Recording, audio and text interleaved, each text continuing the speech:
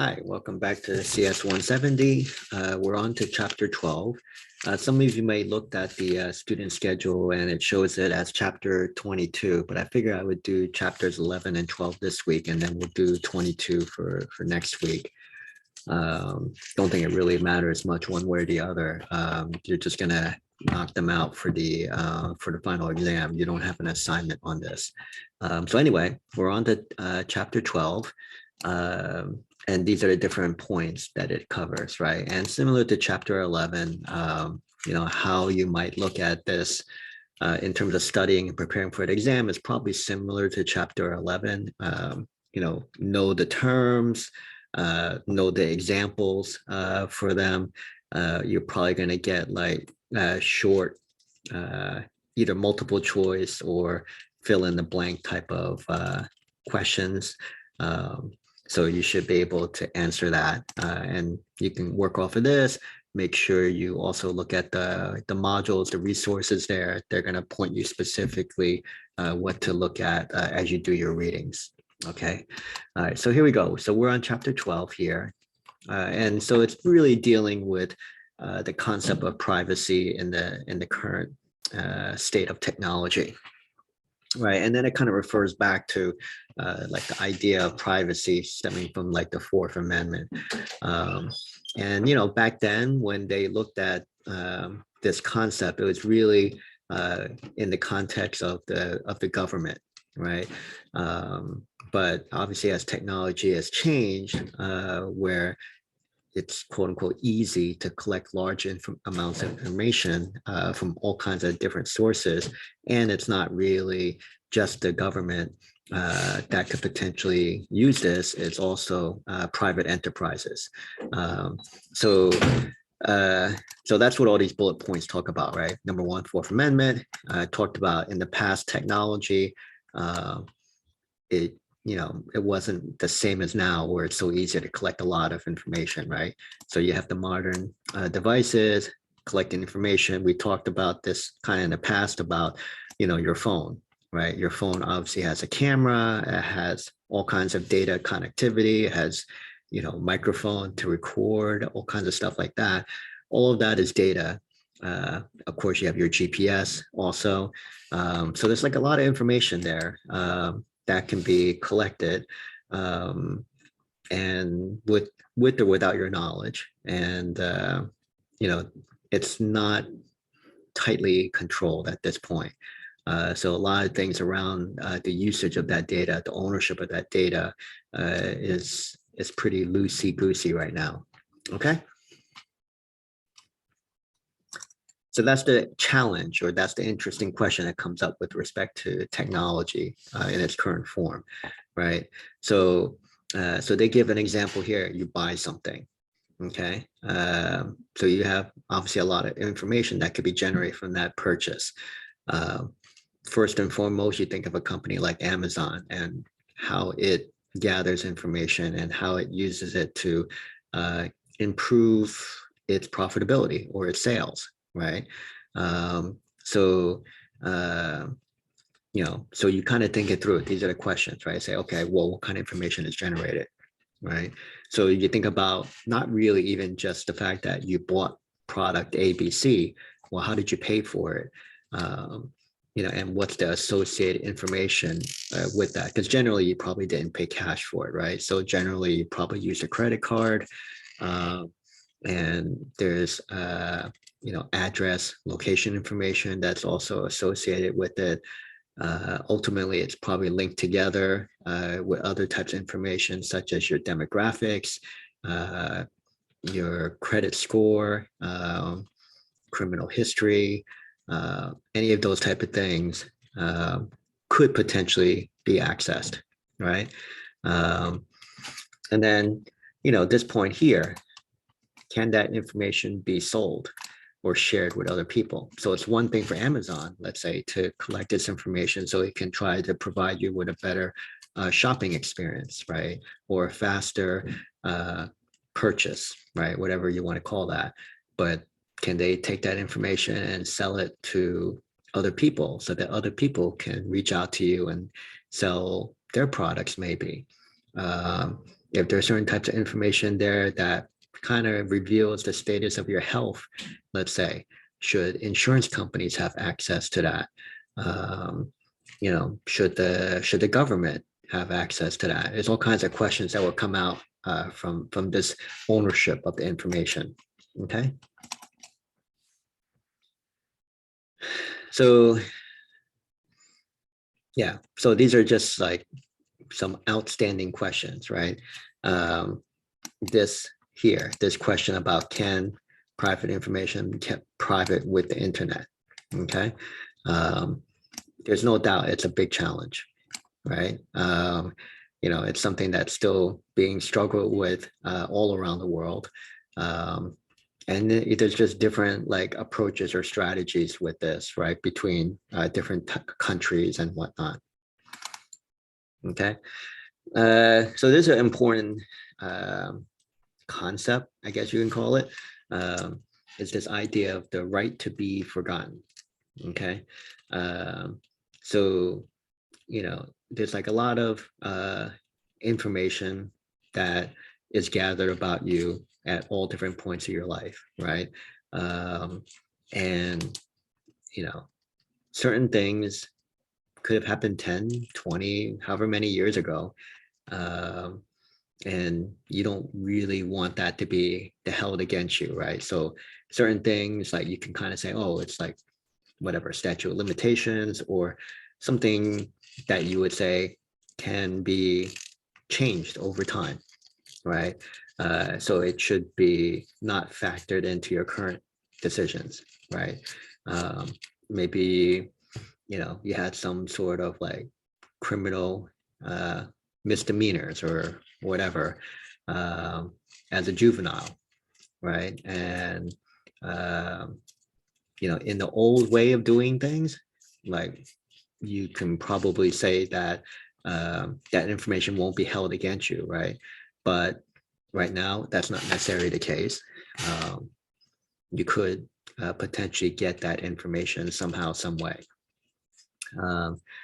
People who may have been brought in from a criminal perspective, but have not been found guilty of an offense yet, right? So for whatever reason, they're kind of brought in because they were suspected of something. But the whole idea you're innocent till you're proven guilty, that kind of stuff. And then later on something changes and then no charges are filed or whatever. But if somehow that kind of got out, that you were even a suspect, it kind of goes out there and it ruins your reputation and whatnot, right? Even though you weren't really formally found guilty of anything, right? Convicted of a crime, let's say. So there's different types of situations where something's been put out there, you want to just get that out, right? So that's what this whole thing about the right to be forgotten is. Okay. So this is something where probably in Europe, it's probably been pushed a bit more ahead of, let's say, the US, right? So in the US, you see a lot of companies like Google have been kind of caught up in court and whatnot or just challenges either through like various bodies or laws or legislation, I guess, in Europe before they've kind of been in conflict or in discussion here in the US. So you can kind of say that Europe has taken the lead on these type of privacy issues. But this is the main point here. Okay. The fact that you can request, most famous one would be Google, right? That you can say, I want to be forgotten. Get basically purge the database of any references to me. Okay. And so this is just kind of talking about like that legislation has been put in place, and then there's a significant number of people that have exercised that right to be forgotten. Okay. So, I mean, that's a decent amount, right?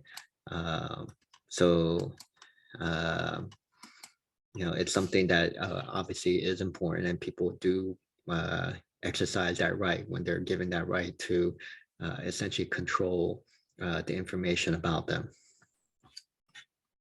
right? So these are examples of that, right? So your directories, so social media, news articles, government pages. So basically, the large companies such as Google, right? Google always keeps on coming up with these things. Facebook also, that they have to oblige and be prepared to execute on this request when someone comes in and asks to be forgotten. So this brings us to the U.S., right? So where does this fall in the U.S.? So there's a couple of angles, right, with this in the U.S. So, you talk about the First Amendment, talk about censorship. So there's kind of a debate on both sides of that. So this is the important point here. The right to be forgotten doesn't censor the material, right? So that whole question about censorship, but it basically is, so if you look at Google, it's not actually storing the information itself. It's basically storing the index. You remember, like in the earlier part of the class, we talked about how the web crawlers go out and build up like essentially like this index of where all this different information is, right? So that is what you're dealing with there. So in actuality, the information is kind of still out there, right? So if there was something that was in a news article or whatnot, that information is still there. What you're kind of knocking out here when it comes to Google, let's say, is the index that points to that thing, right? Sort of like this highway or this road that takes you, the person, directly to that doorstep. So that information is still there. It's just that maybe it's a bit harder for you to go and find that information. Okay, so I guess that's how they kind of try to draw the line here in the US. Yeah, so this whole First Amendment thing didn't really pop up with the Europeans, but for the US, it has come up. And so this is their way to explain this view in terms of right to be forgotten versus the First Amendment or censorship. And so the equivalent of that is talking about this quote unquote eraser law for California. Okay. And it's talking about like sealing of juvenile records. Okay.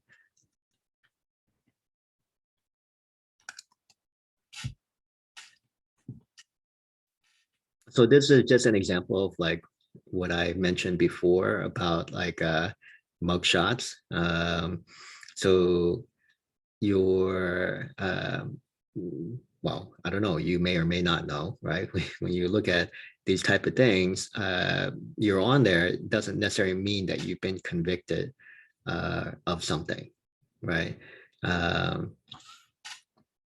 So this is the point here, right?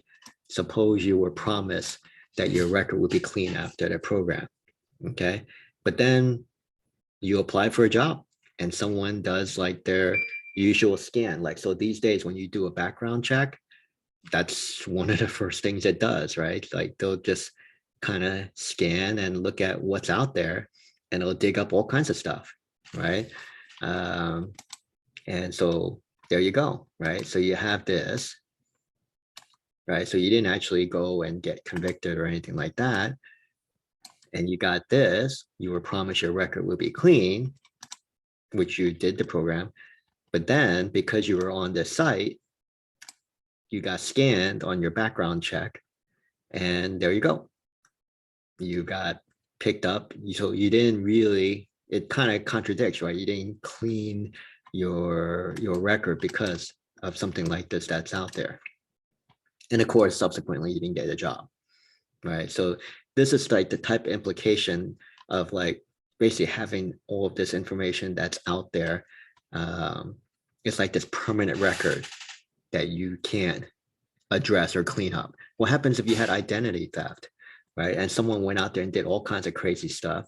Um, it's a whole mess to clean up after that. If anyone's ever had their identity theft happen to them, it's just a nightmare. So there's all kinds of stuff like this. Like it's easy for the information to get out. It's super hard to back that information out, walk it back. Okay, and these are just some examples of that. So there's another challenge here in terms of security. Okay, so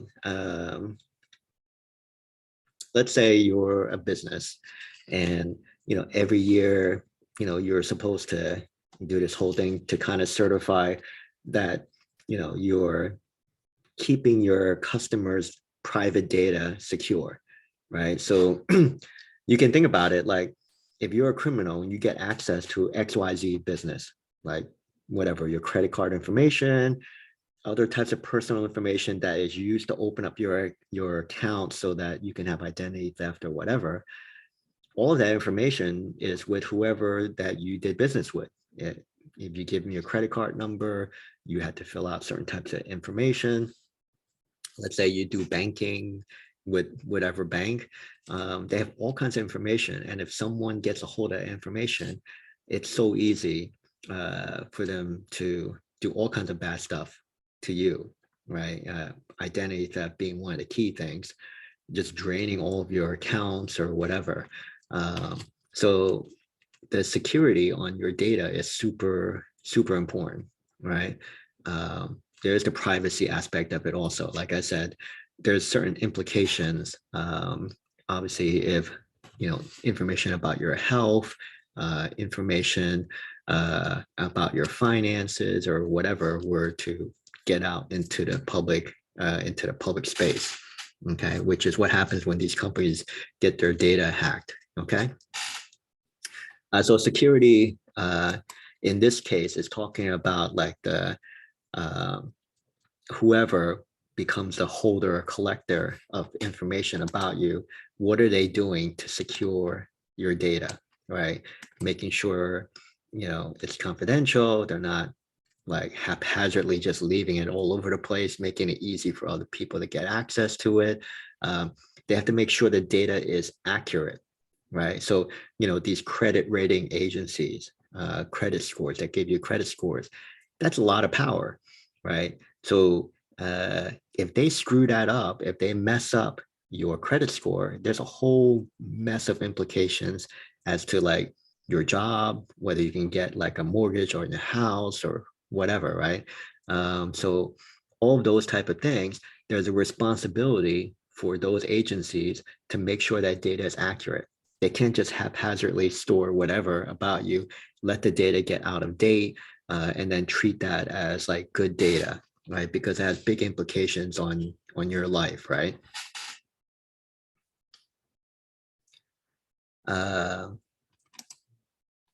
Yeah, this is another thing about your cell phone communications. You've probably seen some of the articles in the past about like, government access to locked phones, right? So, Apple being one of the big ones who doesn't like willingly release one of their customers' phones if the government asks to unlock that data on the phone, okay? So this is basically just some basic concepts around the use of information.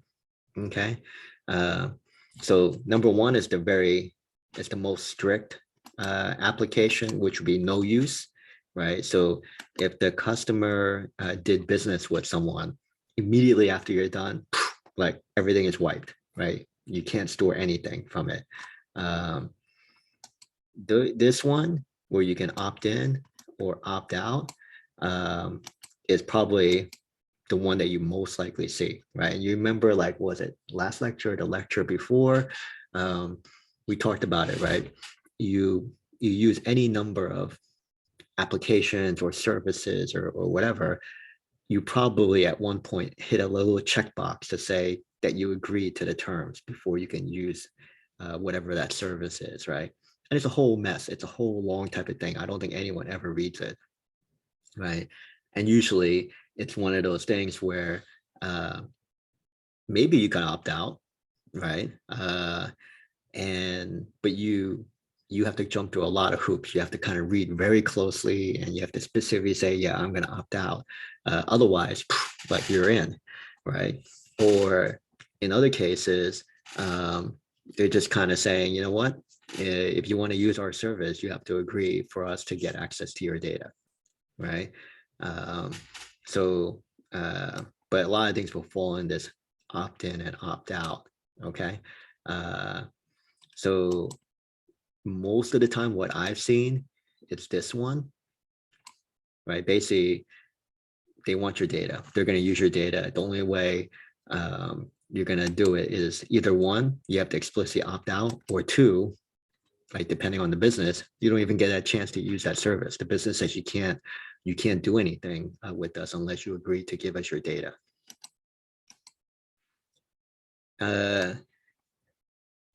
This one, you kind of see that, but very rarely, right? Although in some cases, if they kind of make it that you have to opt out, or they don't give you the choice to opt out, essentially that's what this is, no limits, okay? And then this is internal use. And this would be, some like reputable places that is not going to resell your information or whatnot.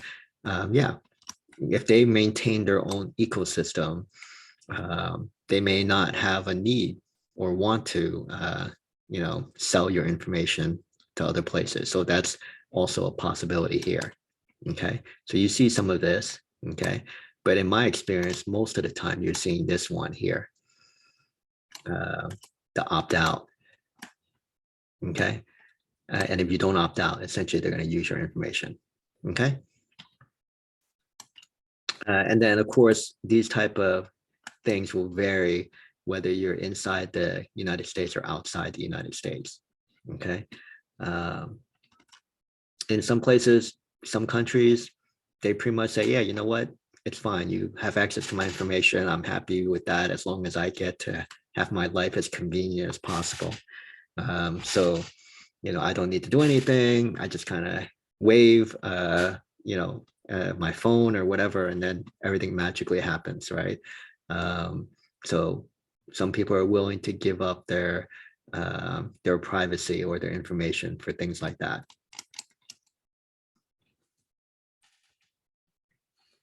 And this is just kind of like the different places that can, this is why we might give away information, right?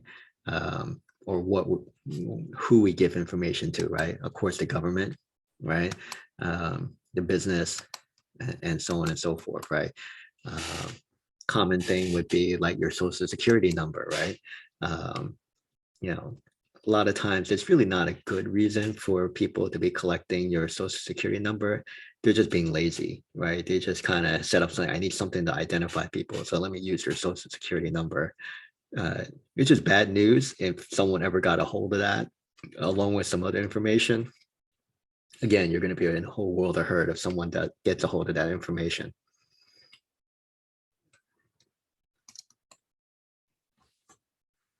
So this is a European, mostly European concept here, but it's basically talking about some privacy privacy principles here, and it kind of talks about these different things, which kind of, you read through it, it kind of makes sense, right?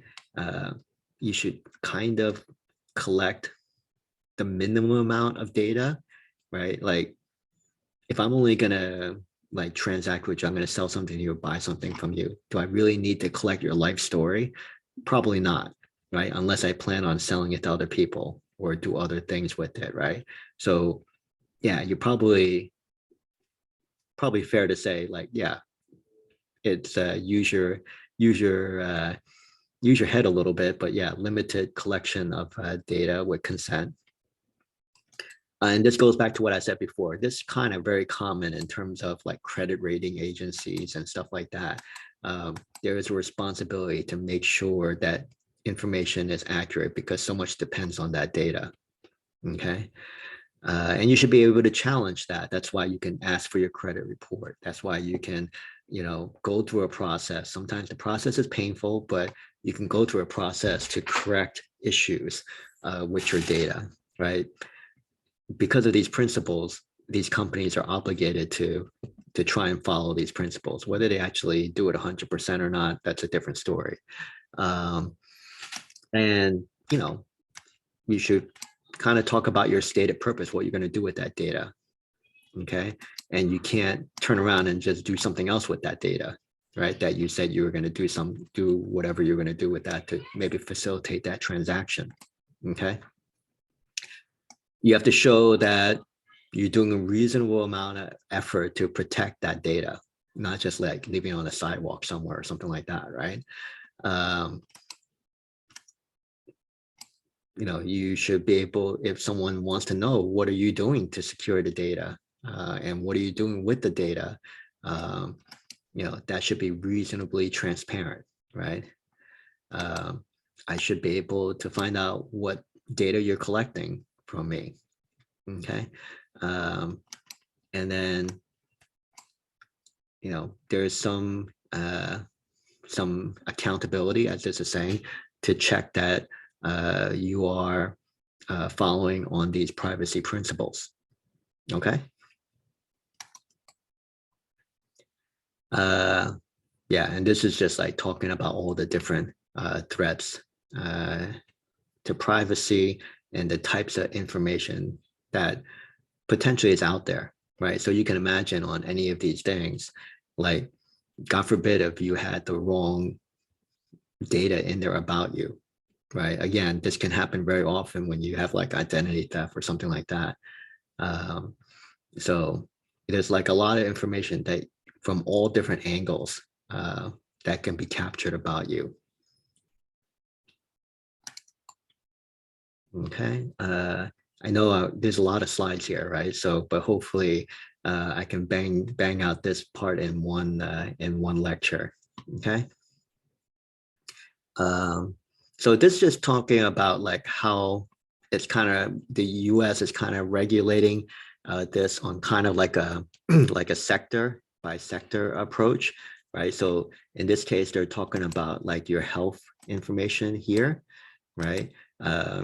And this is like your credit card information, right? Like what I was mentioning before, most businesses have to like get themselves, who handle credit card information, have to get themselves like PCI certified every year. And what that means is that you're taking all of the precautions, both from a technology perspective and from a process perspective, to make sure your information is secure. Okay. Encryption, best practice, not writing down people's credit card information on a piece of paper, like those type of things. And then you have it for these other areas also, okay?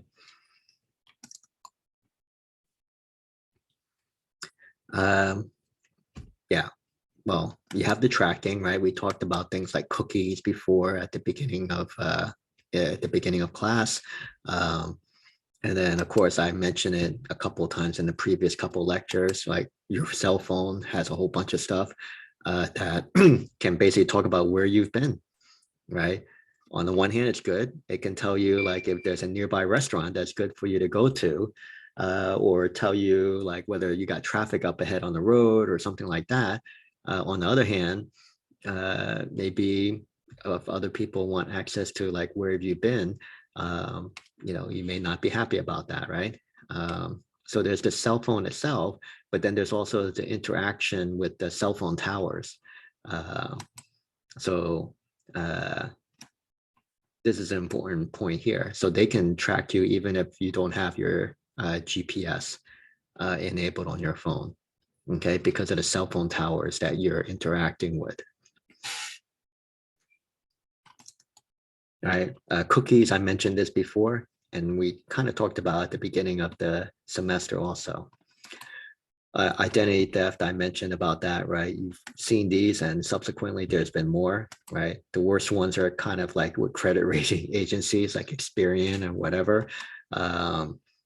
Yeah, given all that, it's amazing, like people just don't get identity theft left and right with how many people got their information ripped off.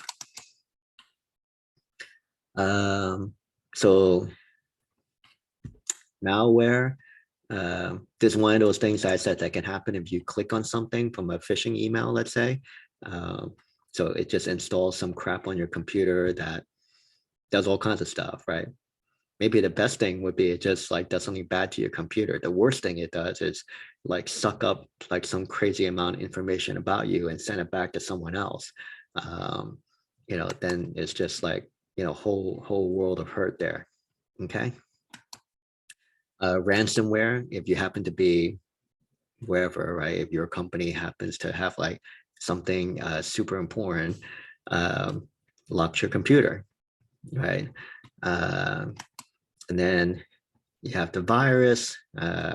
Basically, it just kind of replicates and spreads all over the network if you happen to open this up within in your company, let's say. But even on your own in your own home, you know, the virus can hijack or do all kinds of bad stuff to your computer, right? Okay. Again, another thing about attaching itself to things like your email, could be your SMS also.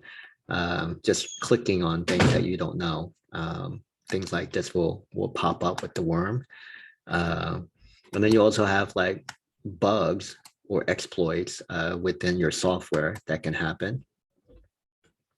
And then these are things that are hidden inside of programs. You don't even know it, right? It's something like behind the scenes within the program that you've been using, but you don't know in the background it's secretly doing different things, like maybe collecting information, maybe using up your resources to do other things that you're not aware of, but it's out there doing it. Phishing, we talked about this, right? It's mainly about fake emails, clicking on those fake emails, taking you to fake websites, and they'll basically collect enough information about you to do some bad things. VPNs, that's something for you to kind of basically provide a mask or a layer so that you're not so visible out there. Okay, so you can sign on. It's not 100% true, but you're out there essentially to kind of keep people from tracking what you're doing. Okay. This is another danger spot here when you're logging into places out in public. Try not to do your online banking or stuff like that on here because it's not that hard for people to listen in or kind of play a broker essentially to capture that information and essentially pull your information in. Encryption is another way that we try to secure our data, so you don't just send plain text across the net. You try to encrypt important pieces of information. Okay. So the thing you want to remember with encryption is this whole idea of keys, right? So you have a key to take your information and like encrypt it, and then you have to have like a key to decrypt it and make it to like regular text that you can understand, right? And so the two key points about the encryption is symmetric, right? Where you use the one key to make it encrypted, and you use the same key to decrypt it, make it back to normal text again, okay? But probably with the current state of technology, probably more common, you're gonna see is asymmetric, where you have a one key used for decrypting it, and then you'll have a different one for decrypting the message. And so this is a common one where you're looking at a private key. So you have something out there, that's what they call the public key. And then you have a separate key, which is the private key. Okay, so everyone can be out here, right? And you can just encrypt it into here with the ciphertext, and then whoever you want to decrypt whatever it is that you're sending, let's say on an email or something, you will provide them with the private key, and then they'll be able to decrypt it and see what it is, the message that you want to send to them. Okay.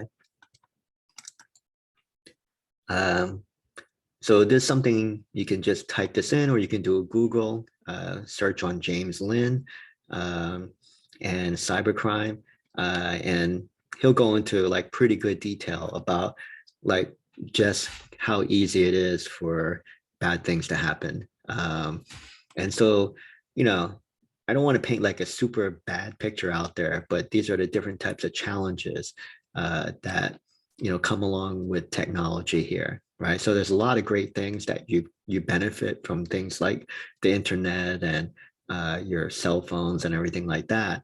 But there's like different challenges that are still being addressed right now. They haven't been totally solved at this point. In fact, they're probably far from being solved. But these are key issues that you should be aware of,